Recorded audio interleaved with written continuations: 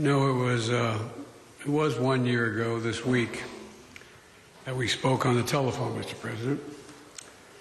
It was very late at night in Washington, very early in the morning here in Kyiv. Russian planes were in the air and tanks were rolling across your border. You told me that you could hear the explosions in the background. I'll never forget that. And the world was about to change.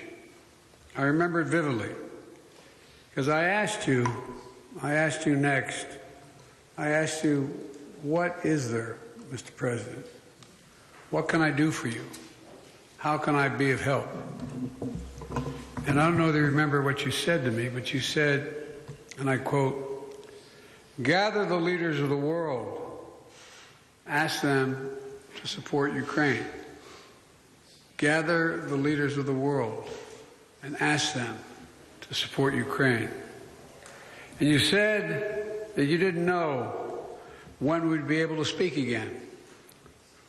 That dark night, 1 year ago, the world was literally at the time bracing for the fall of Kyiv. Seems like a lot longer ago than a year, but think back to that year. Perhaps even the end of Ukraine. You know, 1 year later, Kyiv stands, and Ukraine stands. Democracy stands. The Americans stand with you, and the world stands with you. Kyiv has captured a part of my heart, I must say.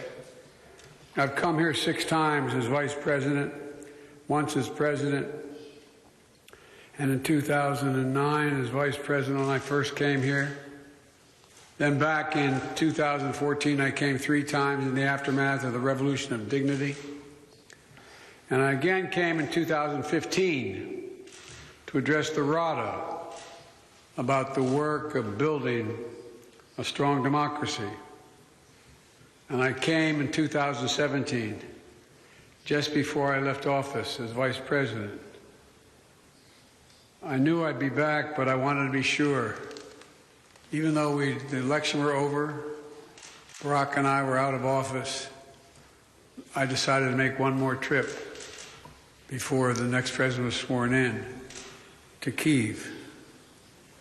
So, President Zelensky, you deeply honor me here in Kyiv with you today, to meet with your military, your intelligence folks, your diplomatic teams, community leaders who have stepped up and helped their country in their hour of need. It's astounding who stood up. Everybody. Women, young children, trying to do something. Pulling people out of apartments and being shelled and literally what I think is war crimes. It's astounding. And the whole world sees it and looks at it. This is the largest land war in Europe in 3/4 of a century. And you're succeeding against all and every expectation except your own. We have every confidence that you're going to continue to prevail.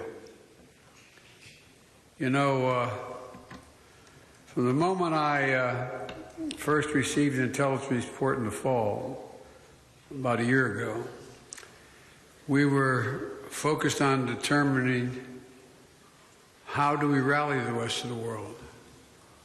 How do I help you with the promise you asked me to make, to rally the world?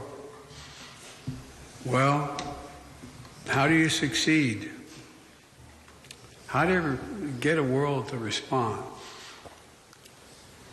to a prosperous economy, a confident democracy, a secure and independent state? When United Americans of all political backgrounds decided that they would step up. American people know it matters. Unchecked aggression is a threat to all of us. We built a coalition of nations from the Atlantic to the Pacific, NATO in the Atlantic, Japan and the Pacific, I mean, across the world. The number of nations stood up, over 50. Help Ukraine defend itself with unprecedented military, economic, and humanitarian support. We united the leading economies of the world to impose unprecedented costs that are squeezing Russia's economic lifelines. Together, we've committed nearly 700 tanks and thousands of armored vehicles, 1,000 artillery systems, more than 2 million rounds of artillery ammunition, more than 50 advanced launch rocket systems, anti-ship and air defense systems, all to defend Ukraine, and that doesn't count the other $500 million we're announcing with you today and tomorrow. That's going to be coming your way.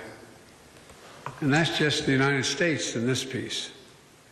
And just today, that announcement includes artillery ammunition for HIMARS and howitzers, more javelins, anti-armor systems, air surveillance radars to help protect Ukrainian people from aerial bombardments.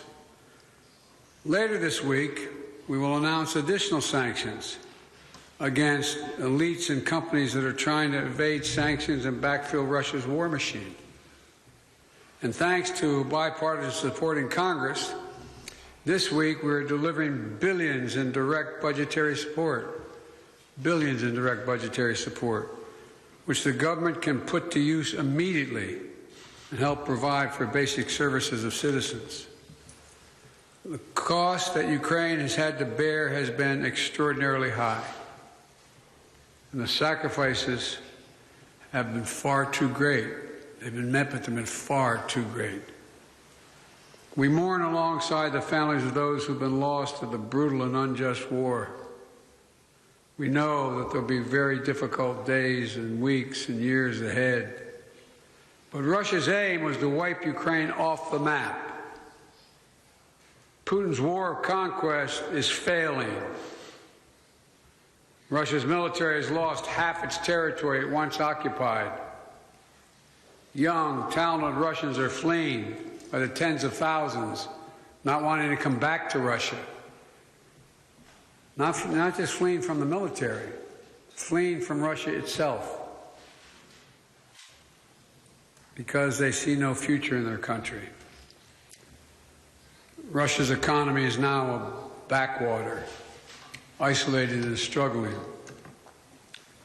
Putin thought Ukraine was weak and the West was divided. As you know, Mr. President, I said to you in the beginning, he's counting on us not sticking together. He was counting on the inability to keep NATO united. He was counting on us not to be able to bring in others on the side of Ukraine. He thought he could outlast us. I don't think he's thinking that right now. God knows what he's thinking, but I don't think he's thinking that. But he's just been plain wrong. Plain wrong. And 1 year later, the evidence is right here in this room. We stand here together. Mr. President, I'm delighted to be able to repay your visit to our country. In Washington, not long ago, you told the Congress, quote, "We have no fear, nor should anyone in the world have it," end of quote. You and all Ukrainians, Mr. President, remind the world every single day what the meaning of the word courage is. From all sectors of your economy, all walks of all life. It's astounding. Astounding. Remind us that freedom is priceless. It's worth fighting for as long as it takes, and that's how long we're going to be with you, Mr. President, for as long as it takes. We'll do it. Thank you.